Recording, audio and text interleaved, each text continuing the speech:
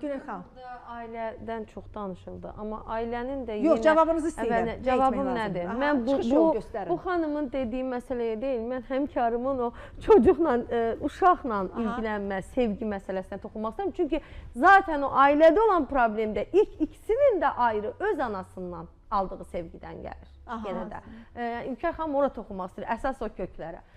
Bura gələndə əlbəttə ki, yenə də o digər tərəfə keçirəm kodlara, onlar da uşaqlıqdan qalma kodlardır ki, bugünkü gündə İlker xanıma bugünkü gündə o 18 yaşında müraciət edən o uşaq sabah ailə quranda o başqa problemlər olacaq. Bugün yaxşı sevgi verməliyik ki, biz ana olaraq uşağımıza, atanın oğlan tərəf özü, qız tərəf özü. Ayrılıqda nə cür sevgi görüblər ki, bugün o bağı nə qədər qoruya bilirlər. Və sevgidə də əsas məsələ nəsə almaq və ya da yox olmaz demək deyil, dostluq qurmaq.